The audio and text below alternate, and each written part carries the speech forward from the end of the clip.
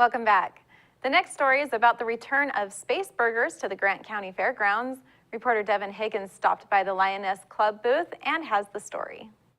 The Moses Lake Lioness Club's Little Blue Shack at the Grant County Fairgrounds was abuzz with activity this weekend, and for good reason. Yes. Space burgers! For 3 days only, its most famous finger food was back. Lines formed, orders were placed, and burgers started flying out the door, and Lioness Club member Michelle Becker said it's one of the most anticipated events of the spring. Well, the Lioness Club has opened up the booth in the spring for quite a few years, and the reason we do it during the spring is that we're raising money for local cancer organizations, Relay for Life, and also the Columbia Basin Cancer Foundation. So all the proceeds from this weekend will go to them. So we've always just done it in the spring, and we're happy to do it. Everybody loves their space burgers, so you can carry them around. They're inexpensive, and I think just everybody loves them. Becker said what makes the space burger unique isn't exactly what's in it, but how it's made. A space-age idea from another Washington landmark. I know the machines came from the Seattle World's Fair back in 1962, so they're the original machines, and the Lioness have had them for quite a long time, and we're known for our space burgers here in Grant County. So I know when we're open during the Grant County Fair, it takes about 250 people for 6 days straight for us to do what we do, and it's a little bit smaller staff this time, but definitely we couldn't do without our volunteers and the Lioness Club. 20 space burgers.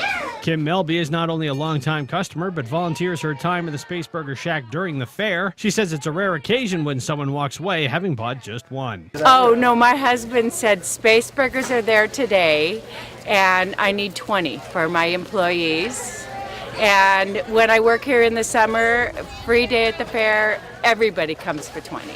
Cassie Keller and Cheyenne Kumbelic like space burgers so much that they made the 3.5-hour drive from Port Orchard just to get their hands on one. I think it's a Moses Lake thing. Definitely. It's a Moses Lake thing, and you can't get them anywhere else. And you can only get them, twice a year? Yeah. That makes it even better.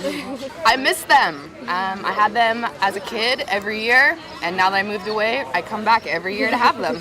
With the Lionesses churning out burgers as fast as they can make them, Becker said the important thing is knowing that each one sold will help another person in need. This year we will have given back about $1 million to the community since we've been doing this, so it's pretty substantial actually.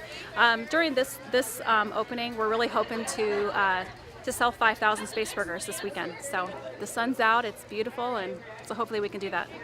If you missed out on a chance to grab a space burger, fear not. The Shack will reopen in mid-August as part of the Grant County Fair. In Moses Lake, Devin Higgins for iFIBER 1 News.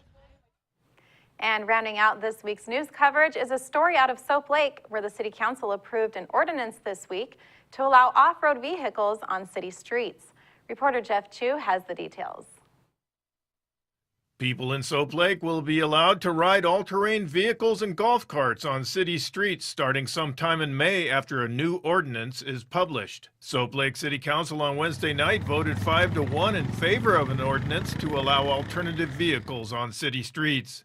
Councilman Robert Brown, who wanted more time to consider and discuss the ordinance, voted against it. Councilwoman Joanne Rushton was absent. Soap Lake joins Ephrata in allowing such vehicles on city streets, and its ordinance is modeled after the city of Ephrata's alternative vehicle law. The Soap Lake Council passed the ordinance with a so-called sunset clause that would allow council members to reconsider the ordinance in a year.